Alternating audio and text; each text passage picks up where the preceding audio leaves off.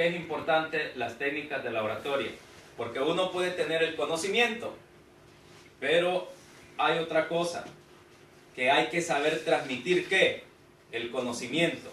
Usted puede tener todo el conocimiento, pero si no lo sabe transmitir, ahí puede existir lo que es una barrera. Y nosotros queremos eliminar toda barrera para poder transmitir el mensaje cristiano con toda claridad. Entonces voy a hacer el resumen, porque sé de que tuvieron 2 meses de vacaciones y si hago el examen en este momento no se van a recordar. ¿O lo hacemos en este momento, damas y caballeros?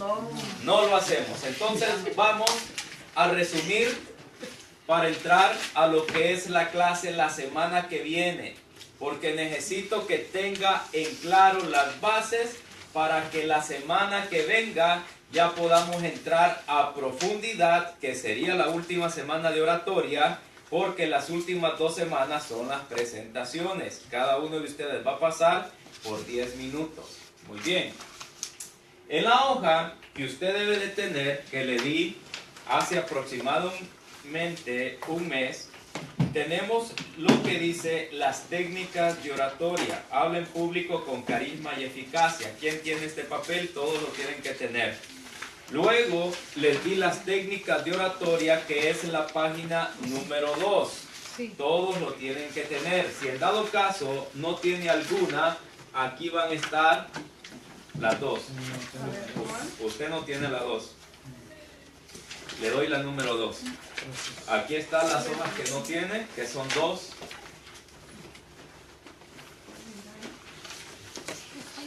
Bien. Introducción, dice la hoja número 1. ¿Qué es la predicación? Y esta definición es la que yo les doy a cada uno de ustedes. No es algo que se encuentra en un diccionario, sino algo personal con la cual yo trato de explicar de una forma breve y sencilla lo que es la predicación. ¿Cuántos de los que están aquí exponen la palabra de Dios? Ahí hay como 5.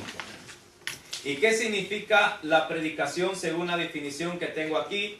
Exponer la palabra de Dios utilizando las técnicas de la oratoria sin anular su personalidad. ¿Qué quiere decir? Las técnicas son ¿qué?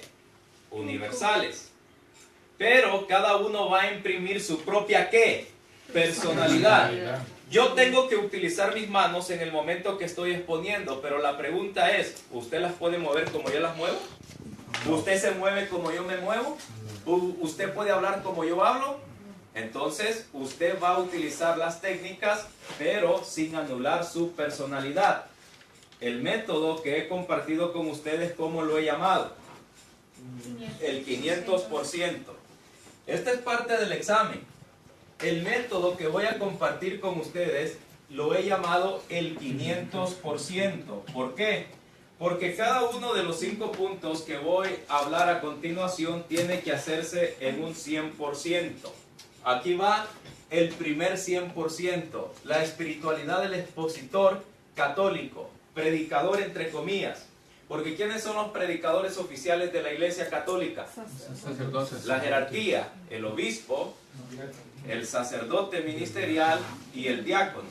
Nosotros como laicos no deberíamos de llamarnos predicadores oficialmente, sino el expositor católico o el conferencista católico. Entre comillas lo puse porque comúnmente se conoce como el predicador católico, pero la palabra correcta para un laico que tiene todo el derecho de predicar, de anunciar la palabra de Dios, sería mejor el expositor católico o el conferencista católico. Ahora, ¿cuál es el primer 100% que debemos de trabajar como expositores católicos o cualquier ministerio que desempeñemos? Y apostolado sería correcto, ¿no? La espiritualidad del expositor se debe de trabajar ¿en cuánto? En un 100%. Usted puede tener su tema bien preparado, puede tener las técnicas de la oratoria, pero es importante el toque ¿qué? Espiritual. ¿Por qué? Porque no está dando a conocer su mensaje. Está dando a conocer el mensaje ¿de quién? De Dios. De Dios.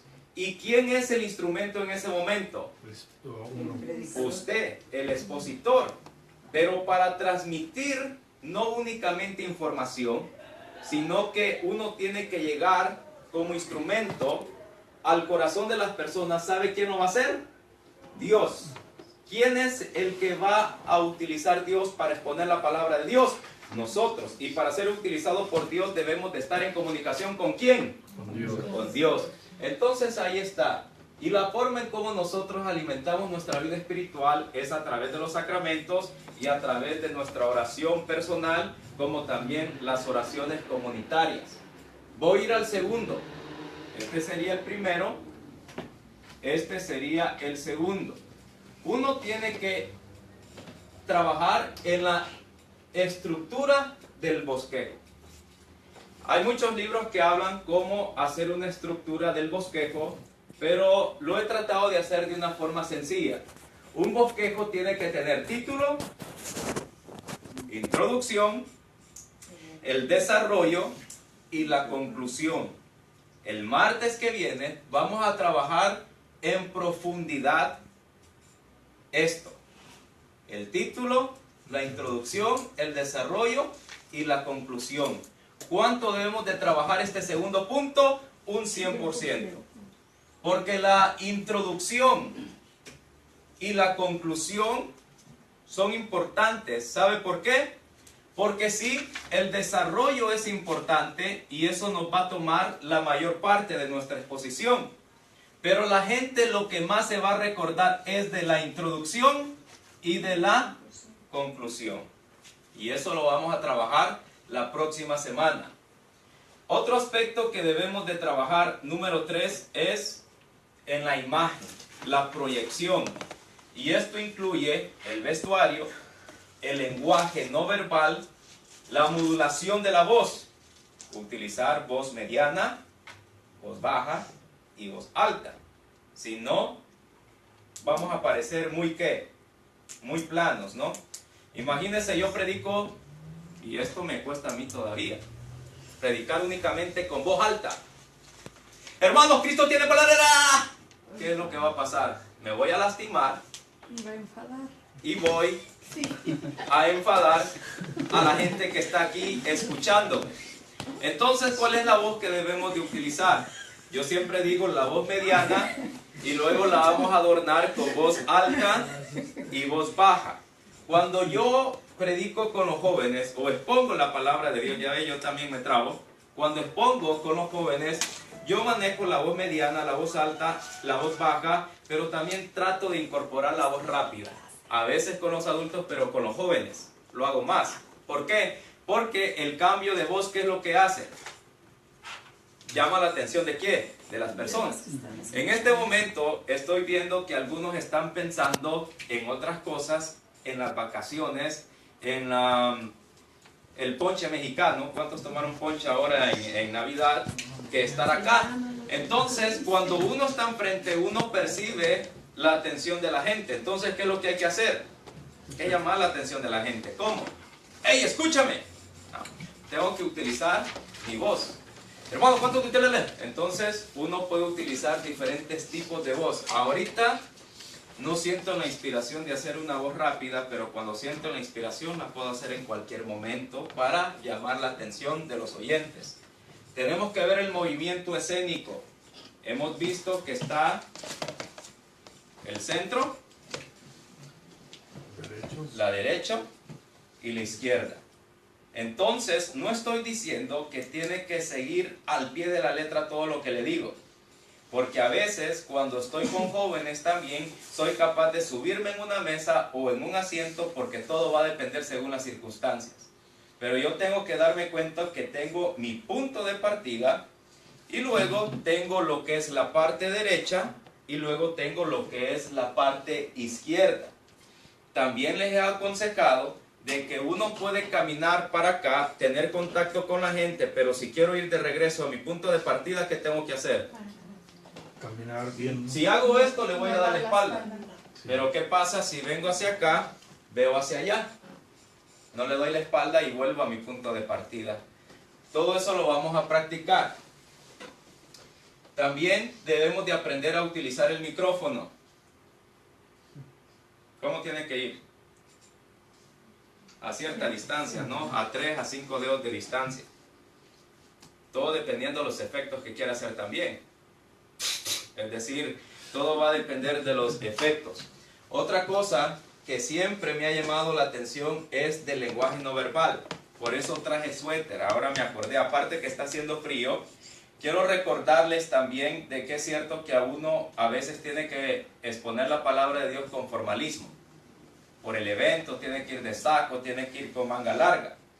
Pero a veces, cuando cabe la posibilidad, que es, a mí me gusta más, como uno expresa a través del lenguaje no verbal, ¿cuál de las dos manos comunica más? Cuando estoy hablando con ustedes, ¿cuál de las dos manos me comunica más? La derecha. ¿Esta? La Tienen que saber que esto, ¿por qué? Porque hay formalismos que sí tengo que ir con saco o con manga larga, pero tengo que darme cuenta que mis manos comunican, no solamente mis palabras o mi voz, también mi lenguaje no verbal. Entonces, si yo hago esto, tengo más que Confianza, ¿no? más comunicación en el lenguaje no verbal. Entonces es importante tomar estos detalles porque uno transmite no solamente con las palabras, sino con el lenguaje no verbal. Entonces esto sería un ejemplo. Yo tengo más libertad de poder conectar con usted sin necesidad de decir una palabra, pero automáticamente, psicológicamente, esto comunica más así suelto que si tengo las dos así. Otra cosa que tenemos que trabajar, y es el punto número 4, es el carisma. ¿A qué me refiero con el carisma? A veces nosotros pensamos que comenzamos a predicar desde el momento que me presentan y hago la introducción, pero uno no comienza a predicar o a exponer la palabra de Dios cuando está enfrente. ¿Sabe desde cuándo comienza a predicar o a exponer la palabra de Dios? Desde el momento que entra al lugar. Si usted va a un lugar masivo a exponer la palabra de Dios, es imposible tener contacto con toda la gente. Pero debemos de hacer lo posible de tener el contacto con la gente que podamos saludar. ¿Por qué? Porque yo trato de tener la confianza de la gente, la simpatía de la gente, aunque después tenga que condenar el pecado, pero hay que saberlo hacer. No hay que hacer sentir a la gente únicamente acusada, sino de que yo digo, el pecado es malo, pero luego le tengo que dar, ¿qué? La esperanza que Dios es misericordia. Usted ha visto cuando los jugadores de fútbol van a tirar un tiro libre, y cuando la barrera de los jugadores se pone, ¿qué es lo que hace el jugador que está en la barrera? Se protege, ¿no? ¿Y se protege qué? ¿Qué se protege? Todo. ¿Por qué? Porque el balonazo puede pegarle en el cuerpo del jugador. Entonces, cuando el jugador tira la pelota, ¿qué es lo que hace la barrera en la mayoría de los casos? Se tapa o hace así. ¿Sí o no? Cuando usted vaya a predicar, no hay que tener esta actitud que la gente no se sienta así. Ahí viene el balonazo. Es decir, ahí viene la piedra. Y la gente, cuando hay un expositor que tira demasiado la piedra, cree que esa gente se va a abrir a usted. Es decir, tenemos que decir, el pecado no está bien cuando hay que condenar el pecado, pero también hay que mostrar la misericordia ¿de quién? De Dios. Entonces no hay que tener a la gente así, porque el mensaje de Dios, la misericordia de Dios no trabaja. Ahora bien, cuando usted llegue al lugar, trate de pararse, de saludar a la gente. ¿Por qué? Porque ni usted, ni yo, ni cualquier expositor es famoso. ¿El famoso quién es? Dios. Y uno simplemente es un instrumento, un servidor. ¿Y qué es lo que hacía Jesús? Tener contacto con la gente. Nosotros podemos caer en la tentación de sentarse, la gente va entrando, ¿y qué es lo que puede hacer el expositor? Cruza sus piernas y está así. Y va entrando la gente, y la gente sabe identificar quién es el qué, el expositor. Entonces, ¿qué pasa si lo mira así? Va a decir automáticamente en su mente, es una persona creída, ¿O qué estoy mostrando yo con esta actitud, con la pierna cruzada y con las manos así cuando la gente va pasando? Cerrado.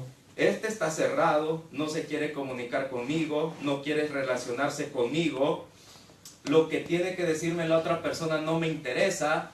Entonces, ¿qué es lo que está pasando cuando yo me siento y no saludo a la gente que va entrando?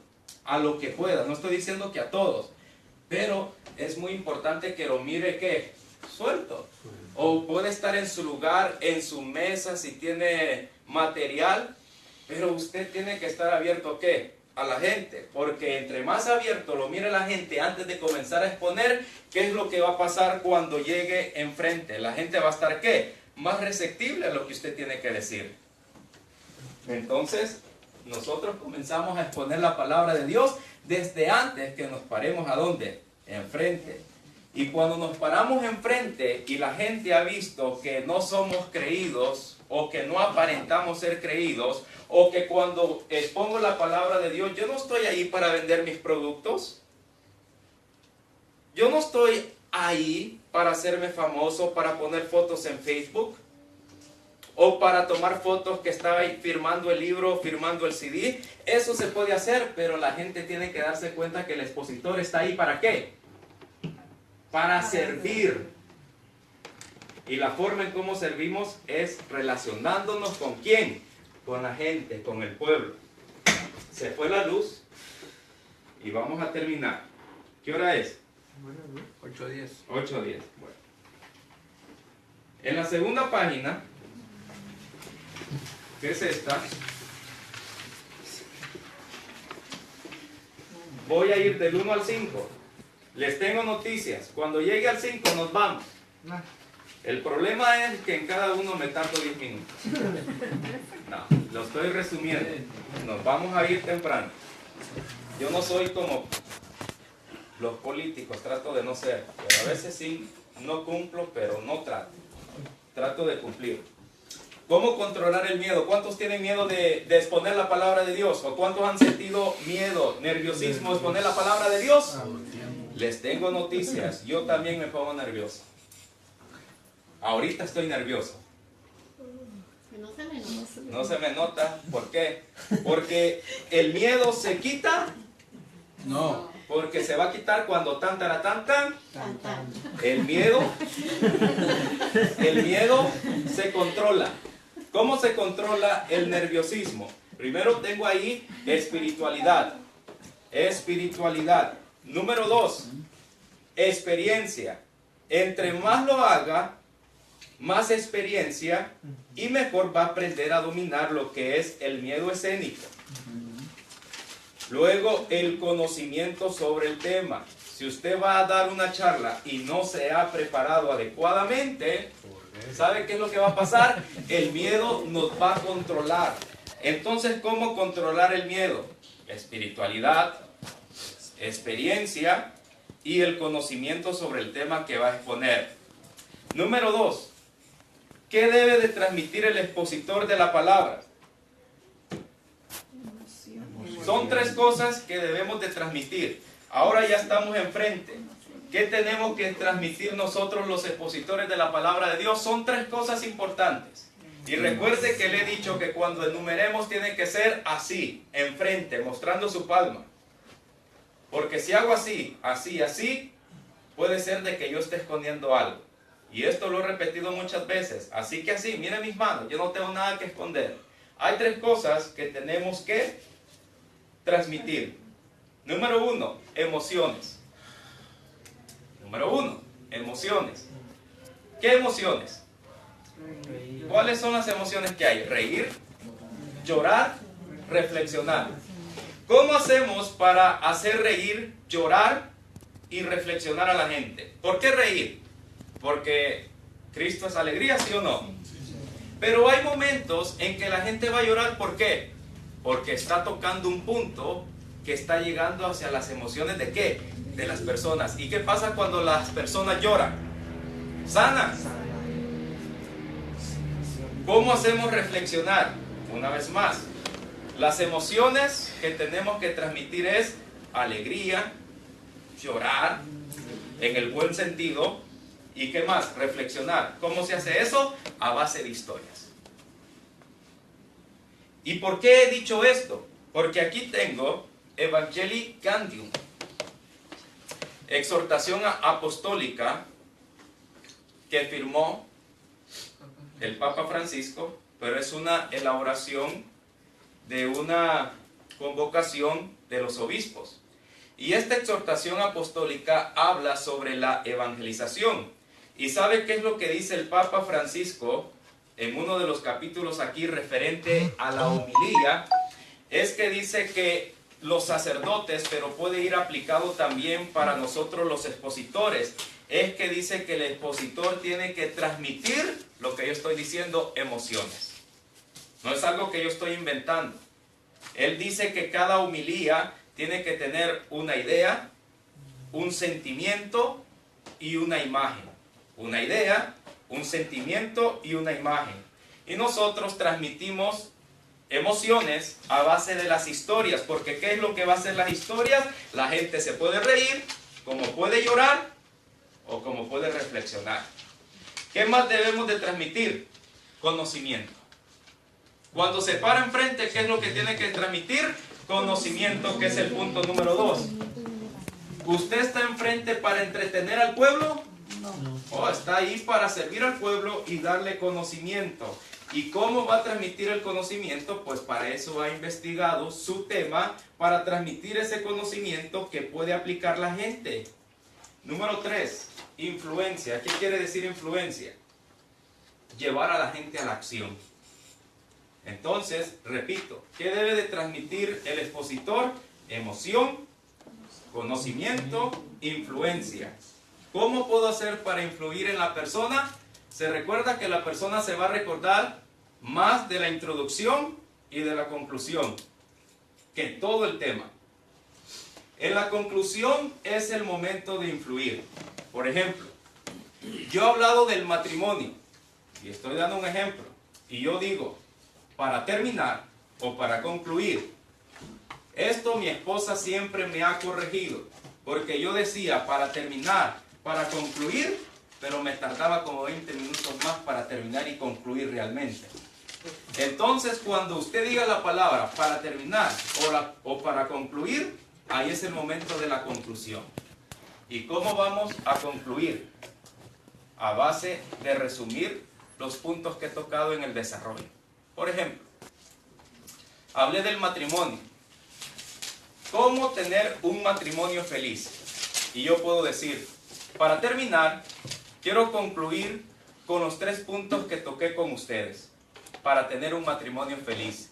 Número 1, la oración. Número 2, la comunicación. Número 3, los detalles. Si usted pone en práctica estos 3 consejos el día de hoy, le garantizo que tendrá un matrimonio más feliz que el de hoy.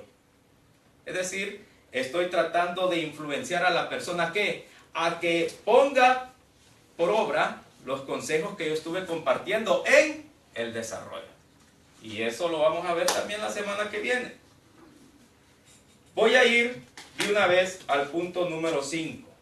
Y cuando llego al punto número 5, ¿sabe qué es lo que va a pasar? Ya terminamos la clase. Y eso es buena noticia. ¿Qué es lo que hice ahorita con esas palabras? Lo influí a que tenga una emoción de alegría que ya nos va. O sea que no.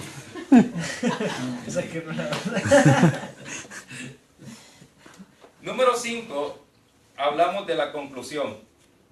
¿Cómo podemos concluir un tema resumiendo los puntos? Para impulsar al pueblo de Dios a la acción. Mis consejos, cuando yo pongo la palabra, no es para que digan, qué bonito expuso la palabra, qué bonito estuvo el tema. Lo principal es que la gente ponga por obra los consejos que usted transmitió en el desarrollo del tema. Y en la nota de abajo, ¿qué es lo que dice? Y esto es muy interesante. Las personas, al salir del auditorio, olvidarán el 20%. ¿Qué quiere decir? ¿Ahorita me están escuchando a mí, sí o no? Sí. Me están escuchando, pero no sé si me están dando su atención. Pero digamos, me están dando su atención y han escuchado de mí el 100%. Al salir de esa puerta, ¿sabe cuánto por ciento han olvidado de lo que yo estuve compartiendo con ustedes? Al salir de aquí, ya han olvidado el 20%. Al día siguiente, es decir, cuando se levanten mañana, ya habrán olvidado el 50%. Y a los 4 días, el 80%. Ahora se da cuenta por qué cada martes tengo que repetir lo mismo. Más que tres semanas de En pocas palabras, de todo lo que usted transmite en una conferencia, cuando expone la palabra de Dios, la gente se va a recordar a lo mejor únicamente el 20% del 80%. ¿Por qué? Porque el 20% lo olvida al salir de la puerta, al día siguiente habrá olvidado el 50% y a los 4 días, es decir, menos de una semana, habrá olvidado el 80%. Entonces el 20% que queda, que se puede recordar la gente, ¿sabe qué es? La introducción y la conclusión.